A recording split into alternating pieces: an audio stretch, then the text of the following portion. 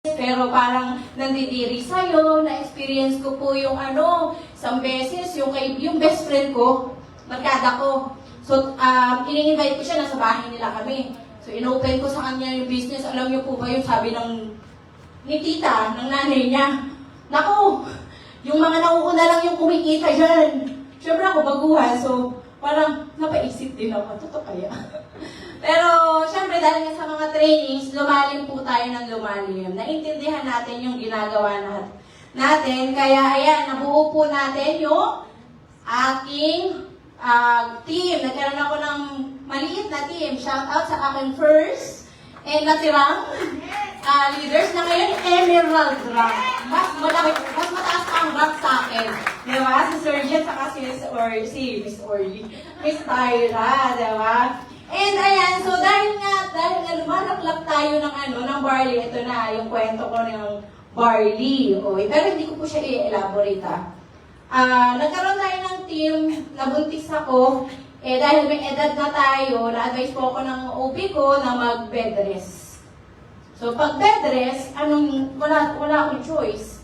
Diba? Kundi hindi maka-attend sa training, hindi magawa yung business, I need to sacrifice yung negosyo ko. To think na that time, nakapag-resign na din ako. Kasi nga, nag-focus ako dito. Nakita ko kasi yung mga tao ko dumadami na, nag-i-invite na din. Ayoko naman dumating na mahirapan sila kasi wala akong masyadong time sa kanila. Sino pong leader na ngayon? Sino po yung nararamdaman niya, leader siya? Di ba pag leader ka, ang iniisip mo na yung mga tao mo? Di ba? Iniisip mo na sila na yung priority mo. Ganun po ako that time. Kaya lang yun nga, nag-bed rest ako. Nabuntis ako, and I need to sacrifice yung business and yung mga tao.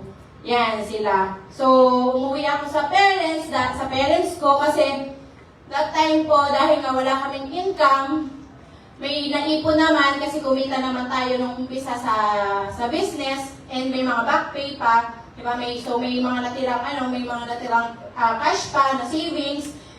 No, pero syempre unti-unting naubos. So umuwi ako, nag-decide kami ng asawa ko na umuwi muna kami mag-iina sa parents ko. Alam niyo po ba, yung uwi ko yun sa parents ko, pride po yung kinain ko.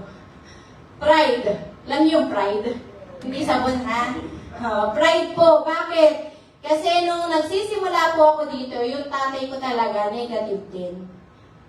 Nabilib nga po siya nag-invite sa akin kasi napag-resign niya ako Pero sabi ko sa sarili ko, hindi naman dahil sa nag-invite sa akin yun Dahil yung decision ko yun. Kasi gusto ko, mabigyan na mas maraming oras talaga yung anak ko. At gawing part-time pa rin si I Am Worldwide. So, yung sinasabi ko na yayaman, ganyan, di ba? Mababago ang buhay, milyon-milyon kikitain. So, nauwi ako sa kanila na umaasa sa pagkain, sa gastusin, di ba? At para naman makatulong sa tricycle driver ko na asawa, ginawa kong online. Marunong naman ako mag-Facebook. And thankful din ako sa mentor ko, Mentor Chow, kasi siya yung nagturo sa akin kung paano mag-online selling. Yung gamit-gamit lang yung Facebook. Diba? Siyempre, bed rest lang naman ako, hindi naman ako baldado. Diba? Bed rest, ibig sabihin, nakahiga lang ako. Diba? Pero pwede ko pang gamitin yung kamay ko. Diba? So, yun, nag-online ako, ginawa ko na kapagbenta ako kahit papaano. Diba? Tapos, pag nakakabenta ako, yung asawa ko yung nagde-deliver. Sino po dito may supportive na partner? Ayan. Kiss naman dyan. Diba? Kasi alam niyo, napakaswerte natin pagka may supportive tayong partner. Kaya din sa mga negative na partner, naku, huwag niyo na pong i-negative ang mga partner niyo. Supportahan niyo na lang. Hindi kayo nakakatulong. Diba? May hugot. Ayan. So, yan. So, thankful ako dyan kasi every time na merong mag-order, siya yung nagde-deliver, nakikipag-gift. Pero syempre, hindi enough. Diba? Hindi enough yung income na yan. Kaya talagang, yung savings na ubos, lalo kaming, diba, lalo kaming nalubog sa utang. As in, yung credit card ko, swipe na lang ng swipe nang wala kaming pambayad. Grabe, umabot po ang utang namin ng almost 500,000. Dahil po sa tuition, gastos, di ba? Naka-private school pa kasi yung mga anak ko, hindi ko naman agad maaalis, di ba? Tapos, ganun, mga bayarin. Nag-resign ako sa trabaho ko.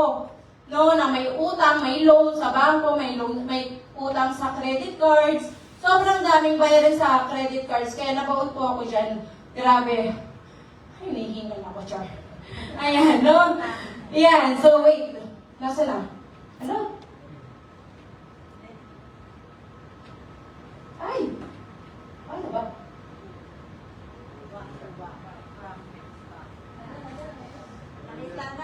Oo nga eh. Ano? Ay!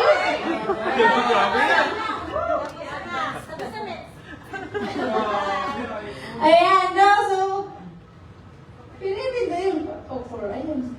Ayun pala yun. Na-spoil na yung aking kwento. Ayan, no? Diba? So, yun. Ayan. Ayun, no? So, yun nga, nalubog kami sa utang. So, nung bago ko manganak, kinausap ako ng husband ko. Sabi niya sa akin, apply ka muna ulit ng trabaho.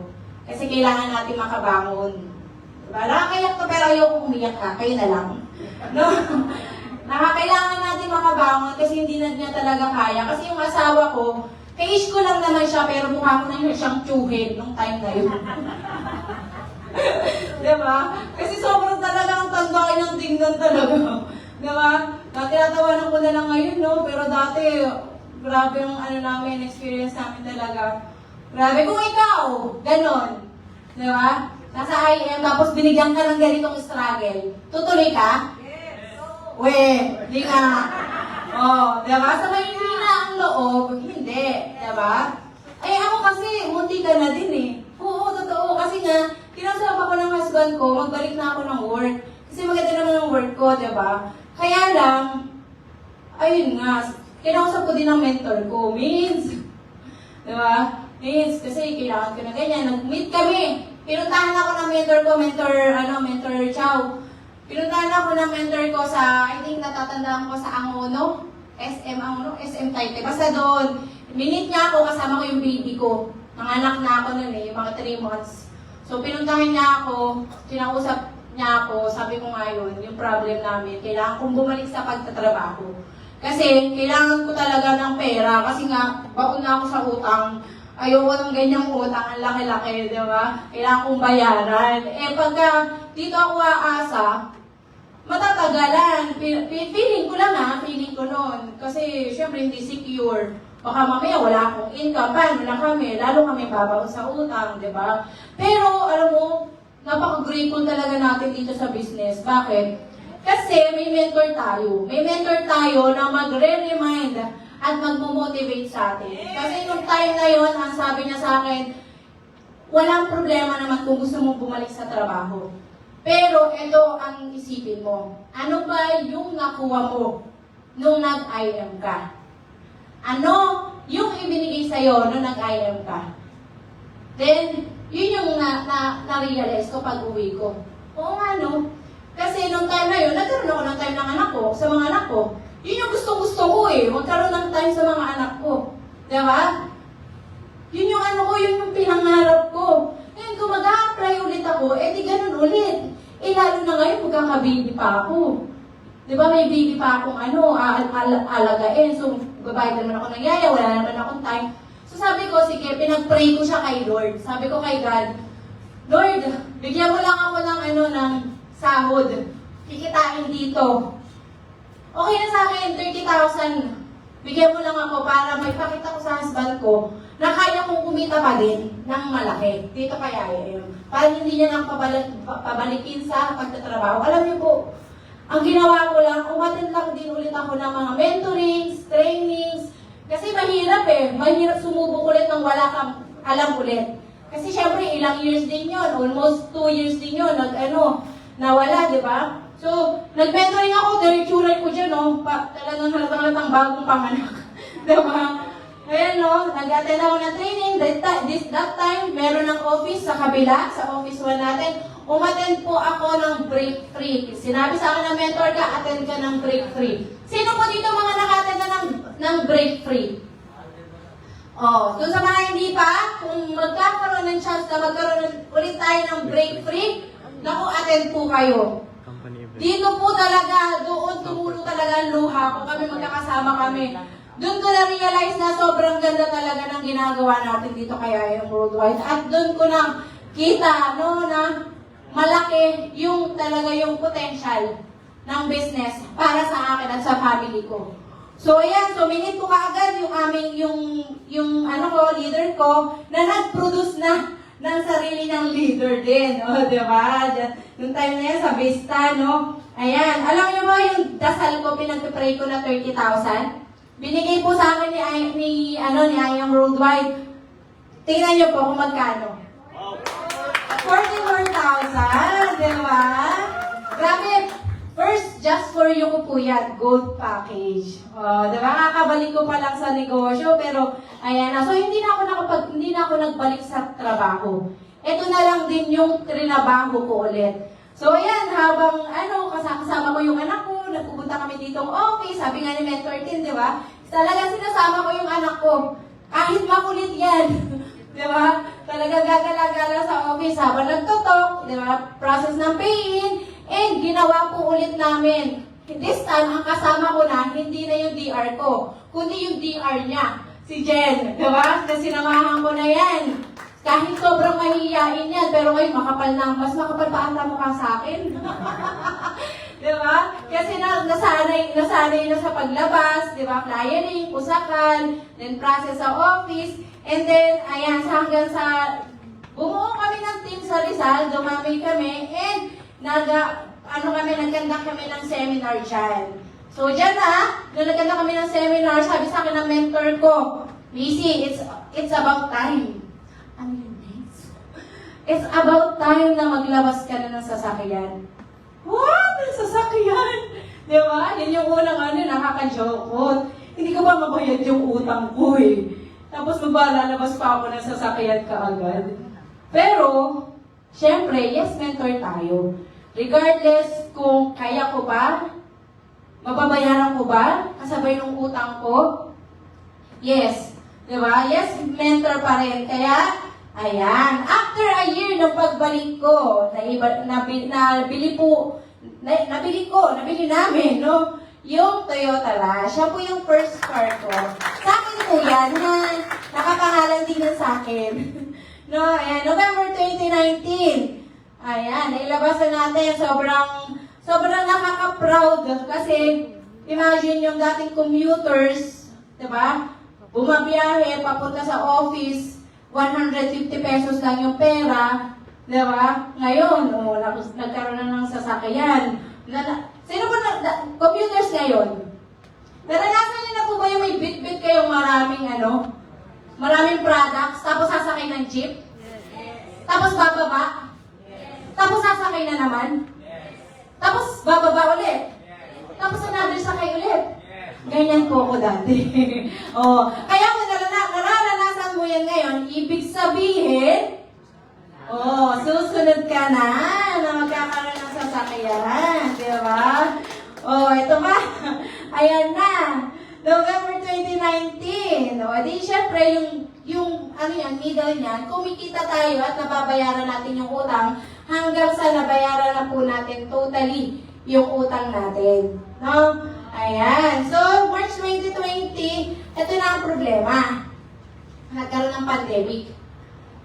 Sino po yung mga pandemic babies ngayon? Mga pandemic babies, no? Ayan. So, marami din ng pandemic babies kasi nung pandemic, dyan po na uso na yung mga online marketing. Ayan, di ba? So, dito po, nung pandemic, akala ko hindi, parang paano na yung babayaran yung sasakyan, walang income, pero 2 weeks lang. Grabe, ang galing ni IM. Naka-adapt ka agad siya sa situation ng situation natin, no? So, inadapt niya kaagad kumbaga, na-twist niya kaagad, na kaya pala natin na mas mas maging in demand yung ating products. Diba? So, dito po ako nakabuild ng international. Ayan. Team International. Kaway-kaway sa aking Team Positive Unite. Ayan. So, na natutulog. Gising-gising. Ayan. So, ayan. Nakabuild tayo ng team sa international. Alam mo syempre, iba yung oras. So, nag-adjust din po ako at ang baby ko. Kasi, natutulog po ako dyan 4. Yung baby ko, ganun din. Diba? Sumasabay sa akin. Kaya nangayayat yung baby ko nun eh. Pero okay lang. Kasi bumawi naman yung pagtanim natin dyan. Kasi dyan po tayo lumakas at diba, lumaki yung team. O, diba? Yung dating sabi, kine-question kung makakapagbenta ba tayo, kikita ba tayo ng pandemic. Pero tignan mo, ilang boxes yung nagbebenta natin. And, ayan. So, dito po natin, because of pandemic, nahit natin yung, rank up, sapphire rank. Ayan. And, syempre, kasabay po niyan, kasi may kasabay na, incentive, yung iWatch. Ayan. So, yan po, magkasabay po natin nahit yung iWatch and yung sapphire rank. O, sa mga hindi pa po sapphire rank, i-goal nyo na mag-sapphire rank. Diba? So, ayan. Oh, then, syempre, doon na, sunod-sunod na. Dahil nga may international, malakas mag-market ang mga international din, di ba? OFWs, di ba? Malakas sila. So, doon natin nakita ang first million, then after a year, nag-ruby rank, puyat, pagod, di ba? Nung sa international, and nakapag-conduct tayo ng first virtual season ng team. Yan, Team Positive. Ayan, dito, ang pre-name ko lang dito, about 50 participants dapat lang. Yun yung inano. Pero, binigyan lang kami ni Lord ng total of 70 participants. O, diba? Okay. Diba? And syempre, yan, na-experience natin kumita ng 6 digits during pandemic. Nasa bahay lang. O, diba? Grabe, no? First time ko po yung kumita ng ganyan, ng 6 digits. Pero nasa bahay, diba? Nag-aalaga ng bata. Kaya nakabili tayo ng mga ng mga bagay na sa akin dati luho. Oo. Natatandaan ko nung nasa bangko ako, meron akong office mate na bumili ng iPhone. Ang phone ko lang po noon, yung mga libre sa line. Hindi ako bumibili ng phone, libre lang sa line. No, yung office mate ko, bumili siya ng iPhone. Tinanong ko, magkano yan? 30,000. Grabe! Bumibili ka ng ganyan? Ang mahal-mahal kaya yan. Diba? Mahal na mahal ako nun kasi wala palang pera. Ganun pala yun. Pag wala kang pera, mahal talaga, no? Luho talaga. Pero dahil kay I am worldwide, no, nakabili tayo ng mga ganyang gadgets. At hindi ito luho. At hindi rin to liability. Sabi nga ni Mentor Kit, asset. Pakisabi nga, asset. Oo, kasi ito yung na-produce po sa atin ng another millions. Di ba? So, year 2022, ayan, na-award tayo ng first class as top 1. Di ba? Then, dahil nga sa may international tayo, kasi ito po yung naging comfort zone ko. Ang aking international. Both kami.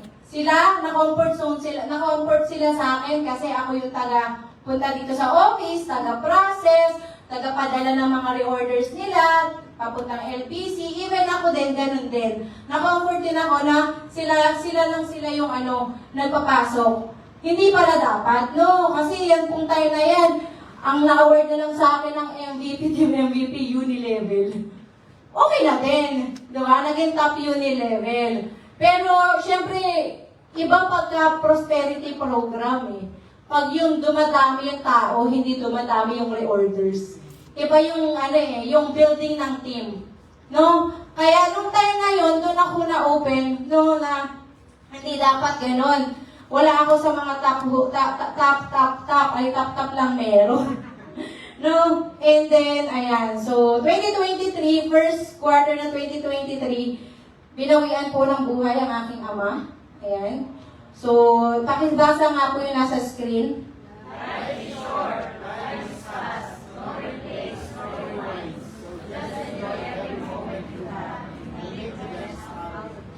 Oh, sige, sabayin sabaw. Okay. Life is short, time is fast. No replace, no rewinds. So just enjoy every moment you have and make the best out of it. Nung time po na yan, napaisip po ako, from 2018 to 2023 na, that time, ilang years na po yun nagdaan? 5 years na. Pero, hindi pa po ganon karesultado ang meron ako. Kasi may team, pero hindi lahat nagpo-produce. Kaya sabi ko, itong 2023 dapat iba na. Dapat hindi na katulad ng last 5 years. Kaya ginawa ko po ulit, no? Talagang humataw po tayo. Tinuloy po ulit natin yung pag-IBP sa McDonald's with team.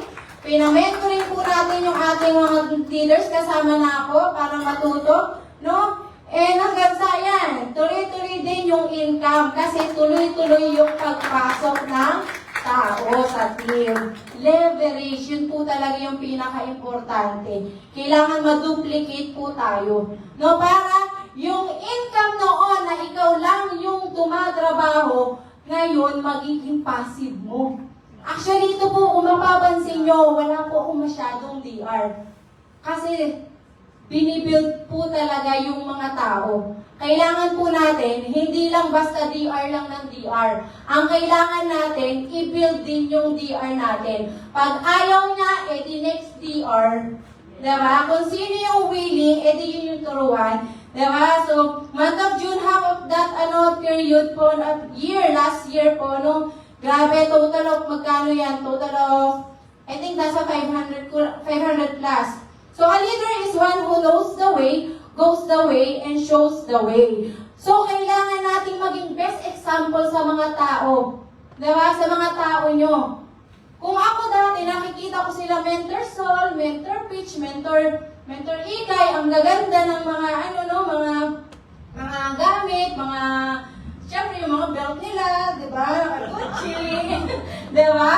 So, dati, ang thinking ko dati, parang, hindi ko pa afford.